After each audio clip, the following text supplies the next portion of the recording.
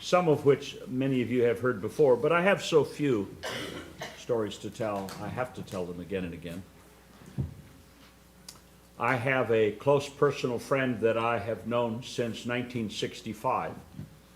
And one of the things that I did not know for 40 years, anyway, was that when he was just a little shaver of 3 or 4 years old, his grandfather and grandmother were visiting the family, and his grandfather said to his dad, "He doesn't look like you."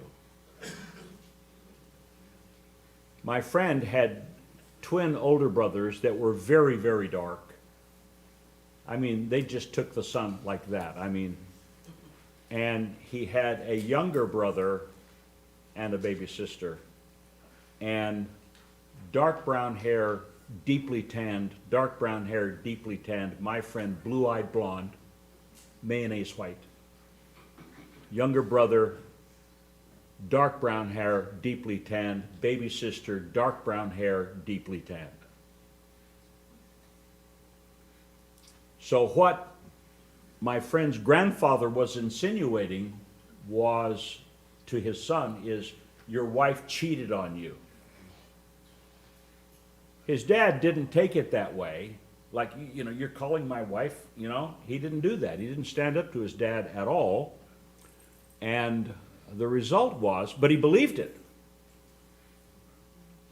So from basically when he finally came to the personal conviction, he's not my son, was before my friend started first grade. From the time my friend started first grade until he graduated from high school, his father bought him not one stitch of clothing, did not buy him one pair of shoes, did not buy him socks, did not buy him underwear, did not buy him anything. He got nothing from his father. His father was extravagant with his older brothers, his younger brother, and his sister, of course. But my friend got nothing.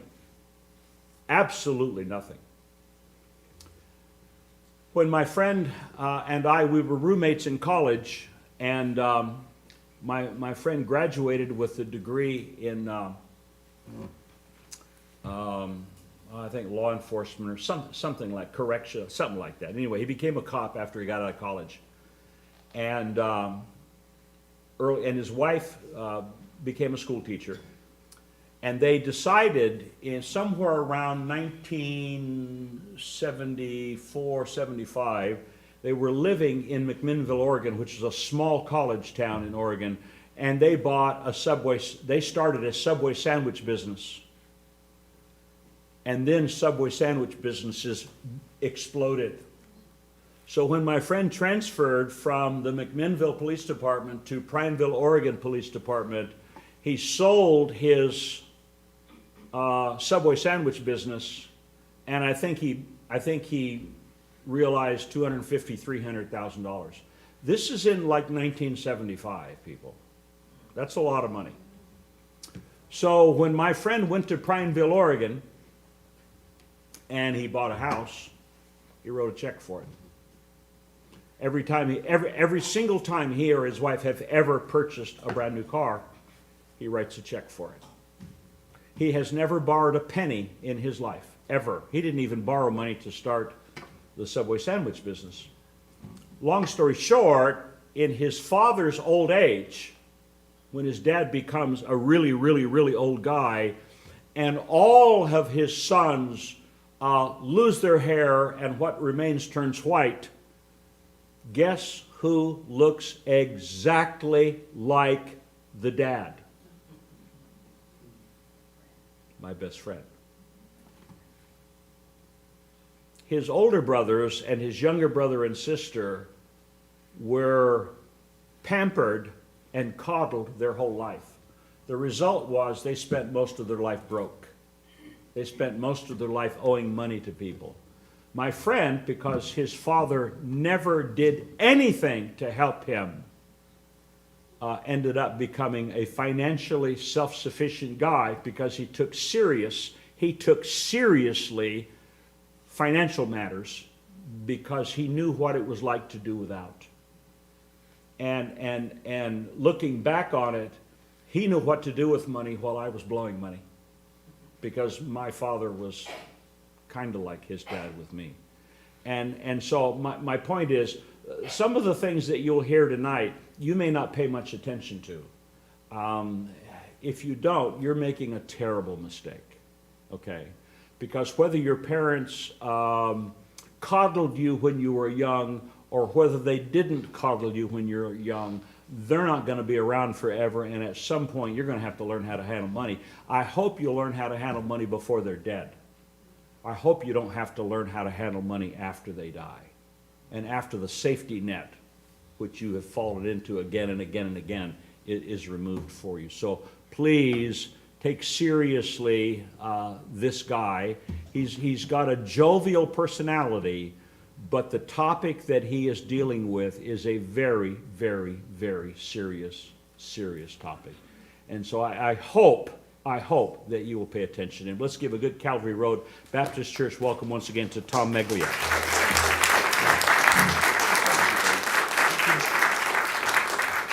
You know, this is my third time here. You've met Julie twice, and now Jonathan, our 27-year-old. Stand up.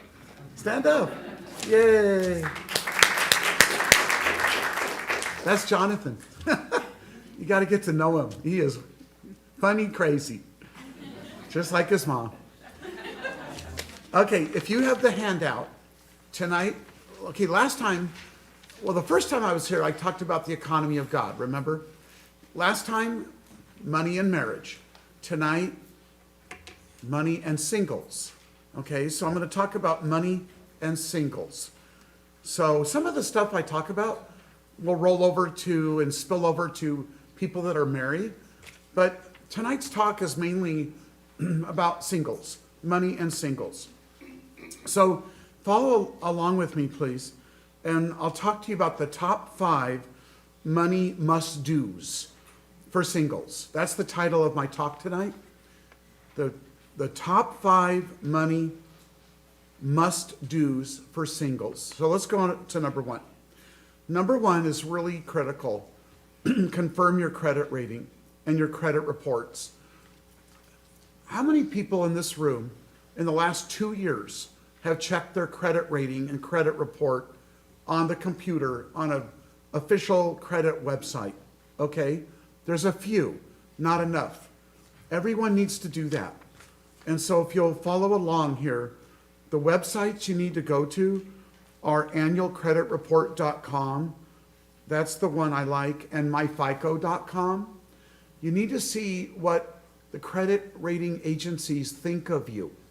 Now you might be thinking, Tom, they're going to think good of me. I pay my bills. I pay them on time. That's not the point. The credit rating, credit reporting agencies, they may not know that. They may have you mixed up with other people. I've met so many people in my career, 40-some years, that have similar last names, like Smith, Jones, Wilson, that kind of thing. And the credit rating got all messed up because it wasn't their true credit report. It was somebody else's that spilled over to their credit history, and it was all wrong. Credit ratings are critical assets. You need to know what your credit rating is, what's your credit score. So the 3 credit reporting agencies on annualcreditreport.com, if you're taking notes, are Experian, Equifax, and TransUnion. You want to know what they think of you. And if it's wrong, you have the right to fix it. You may have to go to the Federal Trade Commission of our country, but you will for sure contact those 3 credit agencies to see if it can be repaired. You want to repair your credit, especially if something went wrong on how it got on there in the first place. For example, you might have paid a car payment every month for 3 years, paid off the car, but it doesn't show up on your credit report. Why? Somebody missed it.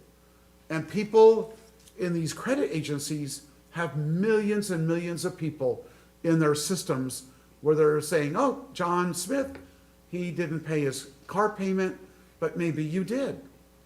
But they don't know that. So you need to fix your credit rating, or at least see what it is at first. That's very, very important. It's an asset. Now, some of you might say, I'm not 22, I'm 82. What difference does it make at this point? It still could. You never know. And you don't want your credit history to be messed up. It's not a good thing. But if you're young, you're Mike's son, right? Yeah, I remember you from last time. What a polite person you are. And you're in college, I think, right? Yeah. So if I were in your shoes, nice and young like you are, I would check my credit reports and start building my credit rating and my credit history. Why? Because eventually you're going to want to buy a car or a house or get a job. And employment recruiters and companies, they look at your credit history when they think about hiring you. Can you imagine? Why is that? If you get a degree in college in accounting, say at Cal State Fullerton, we talked about that, remember? What happens if they say, well, we can't hire you? Well, I have an MBA at Cal State Fullerton in accounting.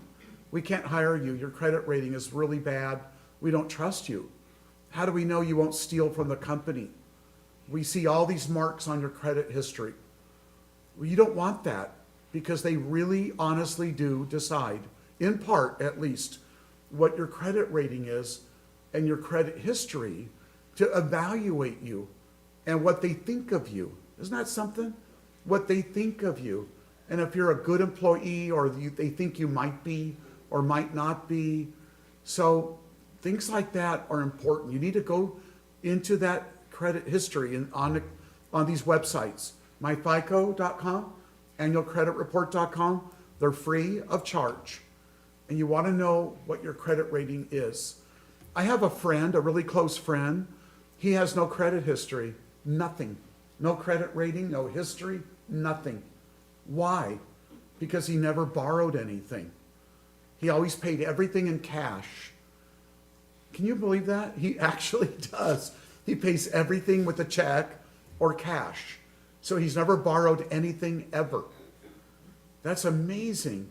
So he has no credit rating. So it's a game. So if you have a pen, write down in this column right here what I said. It's a game. 3 words. Let's see, Arhelia, is it 4 words? It is a game. Is it's all one word? Okay, so thank you, principal.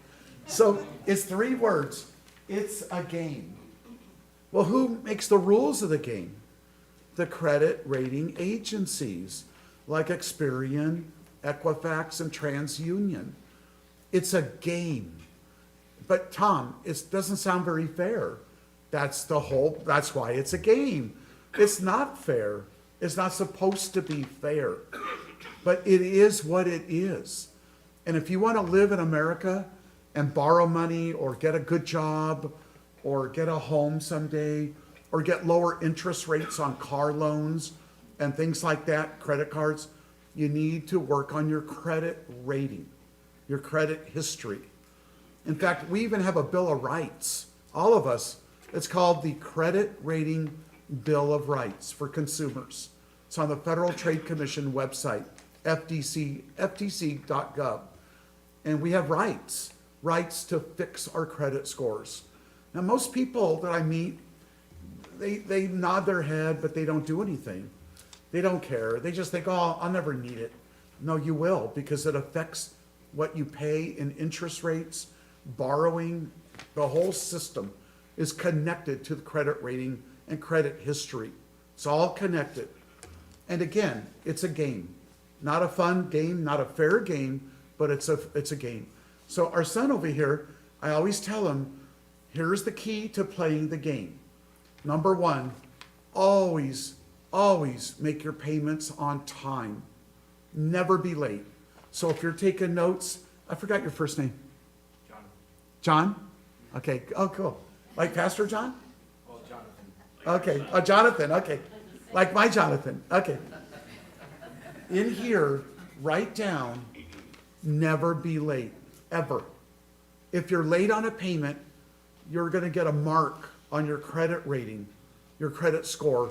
It'll drop your score. You don't ever want to be late.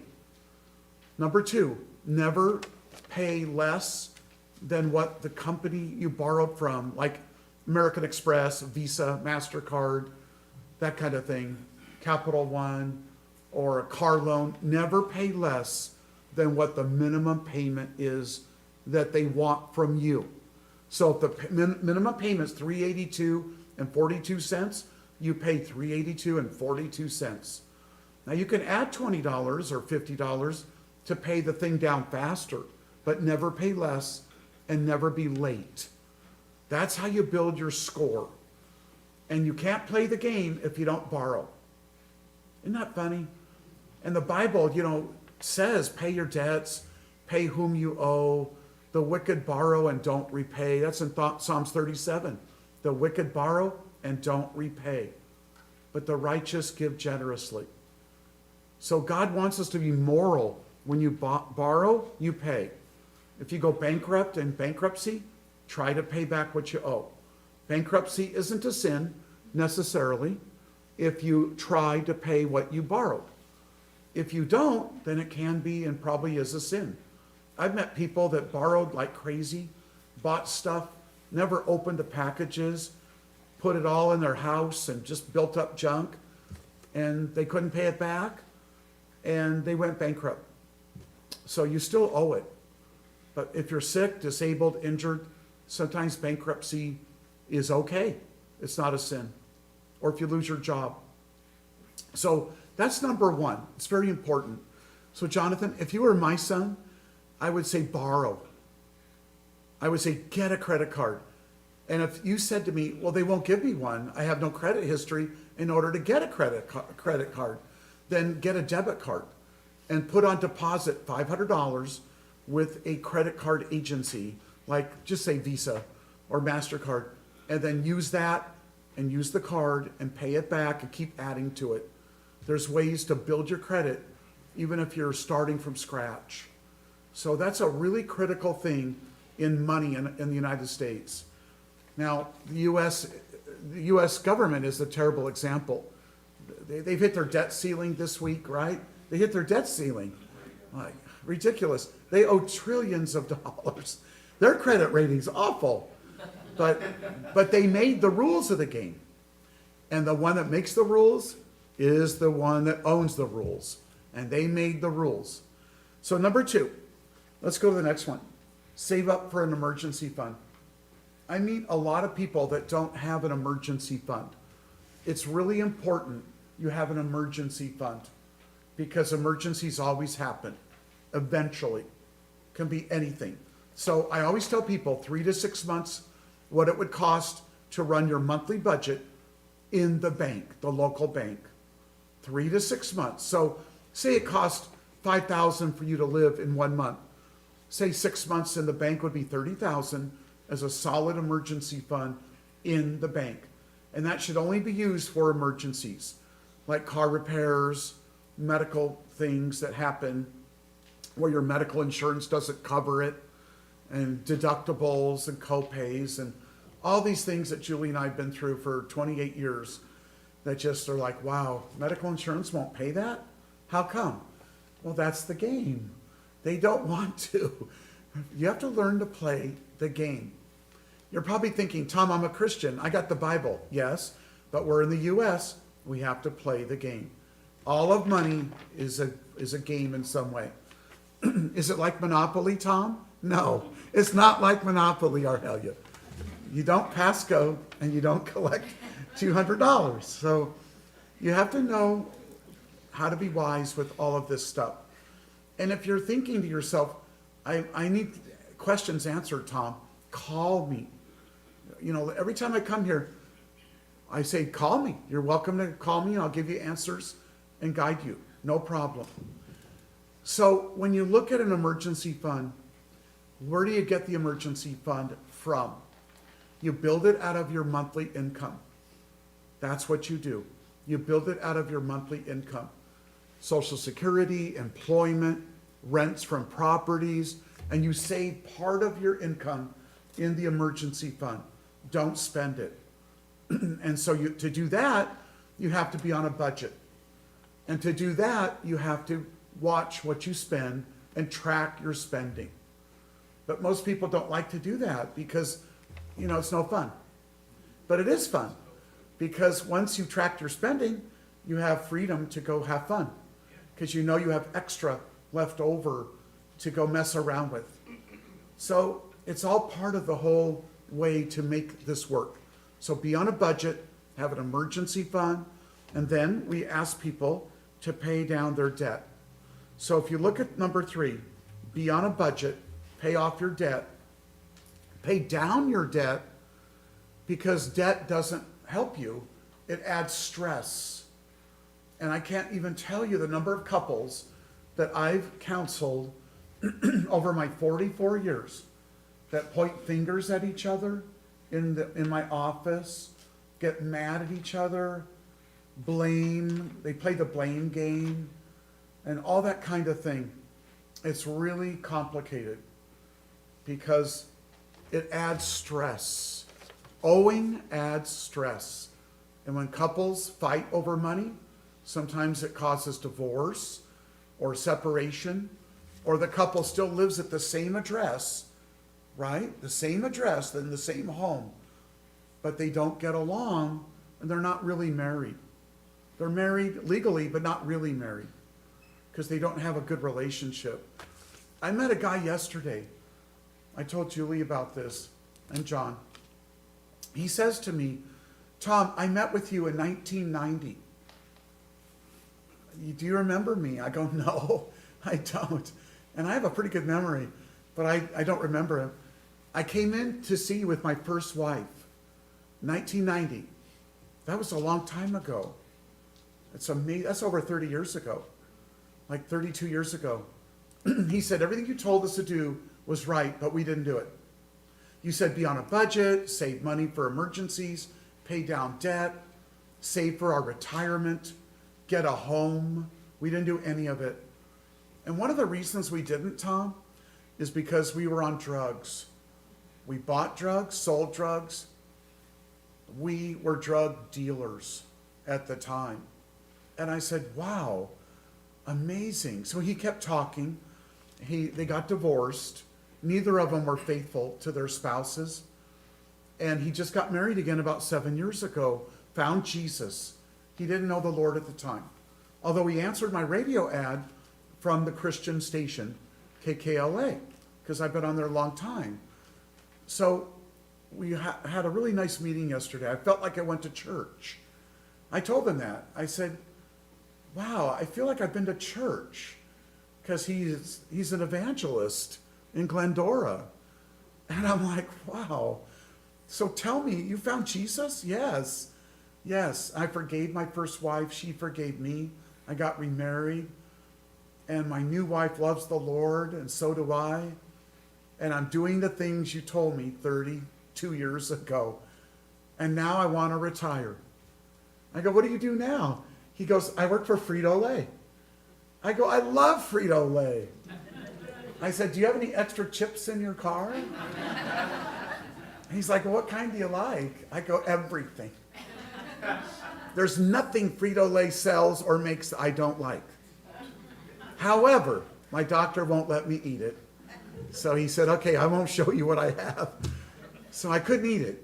And I couldn't grab it. Not yet. Not until my new lab tests come out, maybe. So he was amazing. But he's not the first person that's told me, I met with you 20 years ago, 30 years ago, and this kind of thing. Everything you told me then was right. And I'm doing it now, many years later. But they're catching up. So to be on a budget, you need to do two things. Track your spending and know where your money goes and how come it goes where it goes. Why it goes where it goes, why you spend where you spend it. That's important, because then you need to know, am I doing smart things with my money, God's resources? Am I tithing? Am I saving? Am I paying down debt? Am I running up debt? I meet people all the time that say to me, Tom, I used to make $50,000 a year. especially back in the 80s. And they always would tell me when I would meet with them every 6 months or so for a follow-up, they would say to me, Tom, I used to make $50,000 a year in my job, and I would spend 49. Now I make 108, and I spend 107. I go, why do you think that is? I always ask people, why do you think that is? And they say, Tom, you know what? I'm just not disciplined, and I love to have fun, and I don't know if I'll ever retire. I don't even know if I'll be alive then. Well, as we can see in this room, many of us are over 60, so you're still here. And you can't have that kind of thinking, because that kind of thinking is not right. Because what if you are here at 50, 60, 70, but you didn't save and you didn't plan? And the Bible's loaded with verses in Proverbs 16 about planning. So if you have a pen, always write down Proverbs 16 in one of these columns here, one of these margins. Maybe the third one on the budget. Proverbs 16. One of the verses say, in his heart a man plans his course, but the Lord determines his steps. Well, if you want God to determine your steps, in your heart you plan and then bring it before God for his approval and his guidance. That's what you do. How do you know if it's his guidance? You check with the Holy Spirit through prayer and match it up with the Bible. And that's how you'll know. And then if you have to contact someone like me, we'll help you confirm. So it's very important. But I meet many, many people in my world. And so many of them, they just have that problem of spending just under or just above what they make. So they used to be on a budget of $50,000 a year, then 100, then 107, then went up to 146. They wouldn't save because they really just got into this spending thing. And they like buying things. Okay, so the next one, save for your retirement in IRAs, Roth IRAs, 401ks, 457s, and 403bs. All of those are government-approved retirement plans. Most are tax deductible, not the Roth IRA. What you do there, you put money in your plans and let them build tax deferred, compounded, tax deferred, or tax free in the case of a Roth IRA, and you use it for your future retirement. Where do you invest it? If you have the time, stocks. If you have the time. If you have a pen, write this down, or hell yeah, you too. Tonight I'm your principal. The rest of the 364 days, you're my principal, okay? But tonight I'm yours. And the one thing in that column you need to know is the stock market, buying stocks, especially of huge companies like Walmart and Costco and that kind of thing, Procter and Gamble, those kind of companies, they are the second best investment ever. The second best investment ever for money is stocks, ever, over a long period of time, like 3 years, 5 years, and longer. Nothing can beat stocks in number 2 position. So the second best investment ever in history is stocks. Companies owning stock, a piece of a business like Walmart. Wouldn't you want to own a piece of Walmart? Right? Who wouldn't? Or Home Depot? Who would not want to own a piece of those companies? Because over the long run, they've made incredible gains. Maybe not short term. Last year or so, they're all down a lot. But that's the time to add. Okay? That's the second best investment ever. And you can put money in a retirement plan, get a tax deduction, and still you can buy stocks and let them grow tax deferred long term. Things like that. That's a good thing. Annuities are the same thing, similar. So the last point I want to make before you ask questions is the last point, number 5, must-dos for singles. Own, don't rent. Real estate is the number 1 greatest investment ever. California real estate, nothing can beat it. No one can ever explain to me or challenge me or argue with me or get me to change my mind, California real estate is the greatest investment in the United States ever, of any kind of investment. So if you don't own a home yet, townhome, condominium, something like that, you need to have a plan, because renting, you lose the money, right, to the landlord, and there's no tax deduction. With real estate, you build a credit rating, you build equity, you get a tax break, and you can enjoy your home. These are really important things. Now, if you're thinking, Tom, I don't have a big down payment, there are home buyer programs called First Time Home Buyer. You can write that down. First Time Home Buyer, where people that have never owned a house, the government gives them ways of putting a tiny down payment, like 3 to 5%, and you can get into a home. You still have to work on qualifying. And interest rates are higher, but there's always a way to do things. And you need to own, not rent. It's the smartest thing you can do. So all of these things combined, 1 through 5, will give you a healthy, strong financial picture.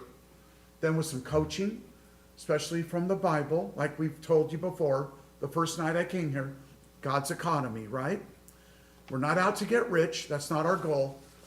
We're out to have a good time and have fun. That's what we're out to do. We have fun. Julie and me, we entertain people in our home. We enjoy it. We want to have fun. We're not out to get rich. But we plan ahead. We give some, save some, spend some. So put that somewhere on your notes. With the employment income you make, or your Social Security, or spousal support, or whatever it is that comes in, always remember, give some, save some, spend some. And the sum isn't S-O-M-E, it's S-U-M. Okay? Right? You thought I was going to say S-O-M-E, huh? I didn't say S-O-M-E. Give some, spend some, give some, save some, spend some. I like to use the letters S-U-M, because sum meaning a sum of money. So you want to give to God, you want to save for an emergency fund, pay down debt, be on a budget, build your credit scores, and spend some. Because budgeting doesn't mean you can't have fun. That's not what budgeting is. Most people view budgeting really wrong. They think, oh, I can never do anything I want. They always have these negative things about budgeting that they think of. That's not what it is. It actually gives you freedom, because you know you have money at the end of the month. Some of it you can go have fun. Take yourself to dinner, whatever it is. So John, these 5 things, Pastor, I really strongly emphasize for people. And if someone says, I'll never be able to get a home, not in California, that's not true. That's not true. I've seen people sell homes by owner, for sale by owner, not through a realtor. And they're willing to make some adjustments and make deals with the buyer privately and turn over the keys to the house. It can be done. So those are what's on my mind, Pastor John, those 5 things. So what would you like to talk about or ask or what? Anything? Anyone want to talk about something? Not you, Jonathan, and not Julie. You two know. Yes? I have a question. Do you recommend using your 401k for a down payment on a home? Maybe. She's asking, I think, do I recommend you take money out of a 401k? 401k and like dealing with the tax implications of withdrawing early from the. John, I'm not sure what I, She Okay. wants to know if it's okay to take money early out of a Oh. 401k to use as a down payment for a house. yes, it is.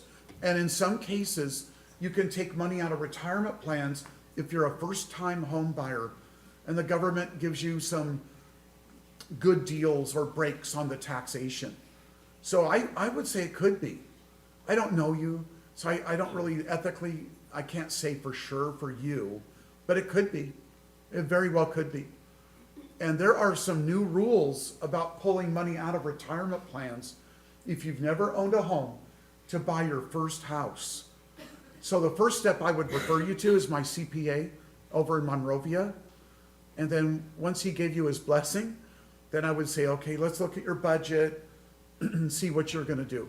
So I would probably lean 51% towards doing it. Yeah, I'm strongly into that. But I don't know all your details, your budget and everything. But you can, and I think it might be a good idea. Traditionally, we would always separate the different objectives.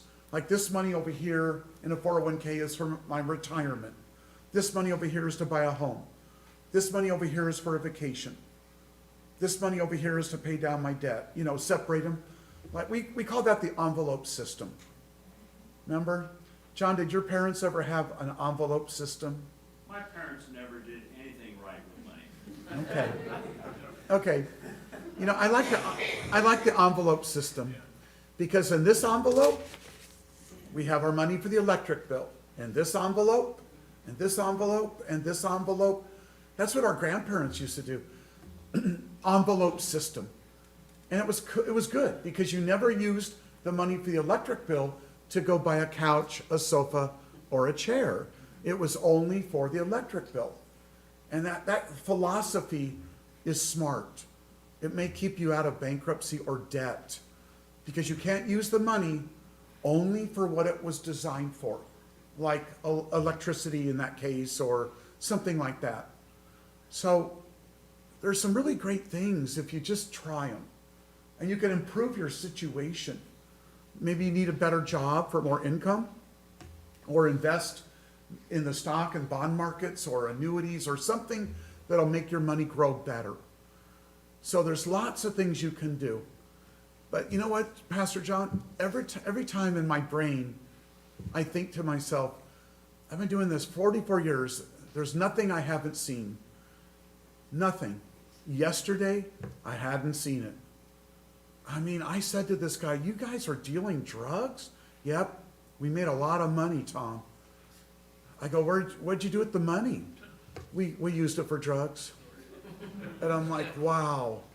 So the point, though, in the meeting yesterday, it was 2.5 hours. And that's why I said to him when we left, I said, I feel like I've been to church. Because he just loves Jesus with all his heart. And I'm like, wow. This guy ministered to me. And he's changed.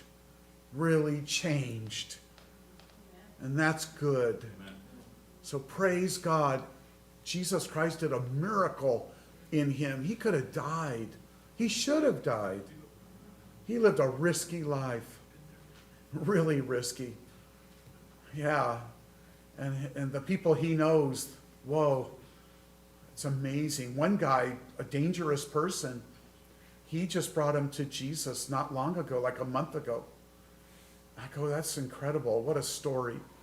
So all things are possible with God. So you got to ask God in prayer. Just say this, Lord, what would you like me to do? Why is it we don't do that? Just write that down. Jonathan, just put that right down here in your heart. Just say, Lord, this guy's right tonight. What do you want me to do? That's what you need to do. And read Proverbs 16, the whole chapter. And there's a really scary verse, Proverbs 16:25. It says, there's a way that seems right to a man, but in the end it leads to death. So be careful. I've met a lot of Christians that did what they wanted to do, and they did what they wanted to do. And it didn't work. And a lot of situations blew up. Really sad. And they don't have to. That's my point. And one final story, and then I'm all finished. And then we can go out there. What are we eating tonight? Yeah, there's a few questions. Hand still raised. Junk food? Oh, good. I love junk food. Yeah, there's a few hands still raised. Okay. Or- Junk food. Okay, so here's my last story. Okay. That question. I'll do my last story first. Otherwise, I might forget it. If I forget my last story, it's not good, because then I can't sleep tonight wondering what was my last story. I met this couple back in 1991, And they said to me, Tom, do you think it's wise for us to borrow all the equity out of our home and open up 8 Penguin yogurt shops? I said, what's a Penguin yogurt shop? They said, do you know what Penguin yogurt is? I go, no, I never heard of it. What exactly is it? Oh, we make yogurt. I go, okay. Do you like yogurt? No, I can't stand yogurt. I hate yogurt. I like ice cream. Why don't you go open up ice cream? No, this is healthy. Well, that's why I hate it. And so the guy overpowered his wife, just totally overpowered him. She didn't want to do it because she was afraid they'd lose their home. He wanted to borrow all the equity out of it and open up 8 Penguin yogurt shops. After I heard the whole story, I said, no, don't do it. Well, they left. They did it. They lost their home, all 8 Penguin yogurt shops, and they went bankrupt. It wasn't the end of the world because bankruptcy is done in 7 to 10 years. You can rebound from it, but it caused a lot of stress, And he didn't listen to her. She told him, I don't want to do it. I feel really bad about this. And Tom said not to. He's the advisor, but the guy overpowered him. So the point of the story is no one wants to take away what you want to do. Our job is to help you do it if it's logical and makes sense. We want to help you do it, not do it. But people like me and my accountant friend over here, we have to tell you what we think. And if it's not a good idea, that's what we say. Okay, what was your question? You forgot. No, Okay. if we want to get our finances evaluated, do we make an appointment with you, or do you? Just give me a call or go on the website, theeconomyofgod.com. Does it still work? Yes. It does? Can people email and stuff on it? Okay. Theeconomyofgod.com. Okay, theeconomyofgod.com. Or we'll give you our number afterwards. You can call us. So, it's so funny because just when I thought I've seen it all, every time I say that, I got to stop saying that. I'm not going to say that anymore. This guy yesterday shocked me. Absolutely shocked me. So I went to church three times. Yesterday morning, this morning, and tonight. No more church for a while, okay? That's all I can take for 2 days, Arhelia. Okay? But no, it's all good. I love the hymns, Arhelia. But, it just blows my mind because when people tell you things, and you may have stories too. I'll bet a lot of you have stories, right? You have a story, sir, back there? No, question. What do you say to me?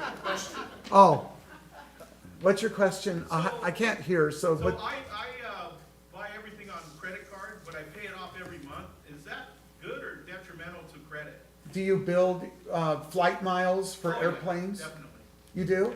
Yeah. Do you pay any interest to the companies? I don't pay any interest. I pay the card off every month. So no interest? Never. Then I like that. Okay. Do you have a good credit rating? Over 800. Not good, not quite good enough. You know why? You know why? Because they're probably thinking, here's how these crazy places think, okay? If you have a credit card, sir, say the limit, just for fun, say it's $8,000. And say he borrows on that one, say $400 a month, and you pay it off. Every month. What's the amount of credit he can still use on that credit card?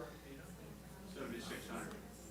If he pays the $400 and it's got a credit line of $8,000 and he pays the $400 off, can't he still use the other $8,000? So the credit card companies think in their mind, his credit score isn't that great because he still has a huge potential to borrow. That's too much. And they know he has other credit cards and those all have probably some kind of high limit too. So they're thinking in their mind, this is what he could borrow. How do we know he won't? And if he does, how do we know he'll pay it? That's how they think. Now you're probably thinking that's crazy, but that's how they think. That's why it's a game. And if you don't learn to play the game, you lose. Sorry, but that's the truth. So with you, you said you had, you sounded like you had credit cards plural, right? Well, yeah. Plural. Yeah, well over 8,000, but my credit rating is over 800. That's not good? No, it's good. No, I said it's good, but not good enough. You can make it better. And I would if I were you. So I don't know how many credit cards you have. Do you want to tell the whole church? Okay. Okay. Now the whole church, or hell yeah, you know that fundraiser we're doing for the school? Do you know that guy? Have you met him? Well, go over there. Get him to commit to the fundraiser. He's got the credit. That's the kind of guy we want. Okay, John, I'm done. And we know where he lives. Okay. That's it. Thank you, Tom. Sure. As you prepare for a love offering tonight, let me just make 2 comments. Pastors always have to summarize. And they're summaries of things he mentioned tonight, but I'd like to put it into 2 statements for you to keep in mind. He quoted a verse from Proverbs, okay. You think you're doing something right, but the end thereof are the ways of death. Please listen carefully. You'll always hear people say, well, I just do what I think is right. Now, that's the dumbest thing a person can ever do, because the Bible teaches life is counterintuitive. Life is counterintuitive. If you do what you think is right, you're gonna blow hell wide open. Because what you think about how to prepare for eternity is the wrong way. What you think about how to do this is the wrong way. Because the Bible's counsel, advice, and direction for us is counterintuitive. Think about this. There is a way that seemeth right unto a man, but the end thereof are the ways of death. In other words, it seems like the right thing to do, but it's not. Okay? So keep that in mind. Life is counterintuitive. So you better be a person who lives life with your Bible open. Okay? What do I do next? What do I do next? Here's the second thing I think is a summary of what Tom said quite eloquently last time he was here and tonight. And it has to do with delayed gratification. Now think about the Christian life. The Christian life is an eternity of delayed gratification. You trust Christ as your Savior, and the gratification, the reward, is delayed. It's when we die and go to heaven. Okay? And in microcosm, everything about life this side of eternity is also best approached with the concept of delayed gratification. I became the pastor of this church in November of 1985, and one of the things that I noticed when I arrived on the scene here at this church is that we had a core group of men that just flat knew how to handle money. We had 2, maybe 3 guys that by the time they were 30 years of age, they had 4 and 5 bedroom houses that were paid for by the time they were 30. Okay? These guys had established a standard of living that was comfortable, and then their personal income levels went shooting past that standard of living without them ever adjusting it. They owned 2 cars. They were always used. They always dressed normally, naturally. They were not extravagant in anything, okay? One of the guys was a vice president of a bank. And I asked him one time, I said, what do you do? He said, I make business loans. I said, so what, like $10 million? He said, that would be the smallest loan I've ever made. The smallest amount of money he ever loaned was $10 million. Okay? And it was the same way as my friend that I grew up with.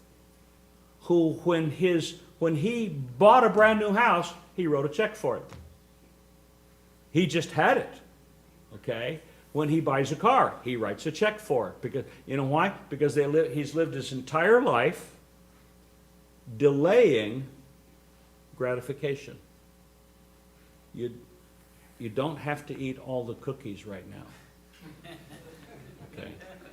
And so I think the key, and this is I think the grievous error that I made as a young man, is the concept of delayed gratification was a foreign concept in my mind.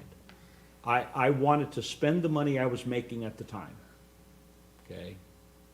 I was telling Jonathan before church tonight, and most of you already know, I owned a portion of a piece of real estate in Orange County. And I sold it 6 months before it became part of California Adventure in Disneyland. Well, that what you say, well, that's what was dumb, Pastor. That's the reason I'm telling you. It was a dumb thing to do, okay? Because I didn't understand. I wanted the money. And I was very, very confused about financial principles, such as the kind that he makes a living encouraging people to follow. So I hope and pray that you will be really careful about this, okay? Life is counterintuitive. That's the reason the Bible refers to unsaved people as foolish. And the Hebrew word for fool, most commonly used in Proverbs, is the Hebrew word for stupid. Okay? People think they know how to get to heaven. They've never been there, and most of them don't know anybody who is going there, and yet they think they can figure it out. No, life is counterintuitive. If you want to find out how to get from where you are to where you ought to be, it has to be the Bible. Okay? Whether it be eternity or senior citizen, it has to be according to the Bible. And the way to get from here to there, because unless your first name is Elon, we have access to limited resources over the course of our time. Because God always passes through your hands more than He wants you to hang on to. Because like He said, a portion of what God gives you, He wants you to give. So he passes through your hands more than He wants you to hang on to. Well, in order for you to be able to do that, you have to be willing to delay your gratification, which is really the essence of the Christian life. The fruit of the Spirit, temperance, self-control, that's all about delayed gratification. Excuse me, for a young woman to be virtuous, for a young man to be virtuous, so that you can get married and have the kind of home that God will bless and glorify with the absence of memories that will threaten to destroy your marriage. Because if you think a guy who had sex with a woman he wasn't married to when he was 20 isn't haunted by those memories when he's 40, then you're just naive. Because as his wife ages in front of him, his teenage girlfriend stays young forever. And his mind will fix on her. That's the reason why God wants people to delay gratification. Whether it's financially, whether it's sexually, whatever. Delay gratification until God says, now's the right time. This is the right way. And finances is a very significant part of it. So men, if you'll come at this time, we're going to take up our love offering as we do each time our friend Tom is here. And Mrs. Spicer, if you would, thank you.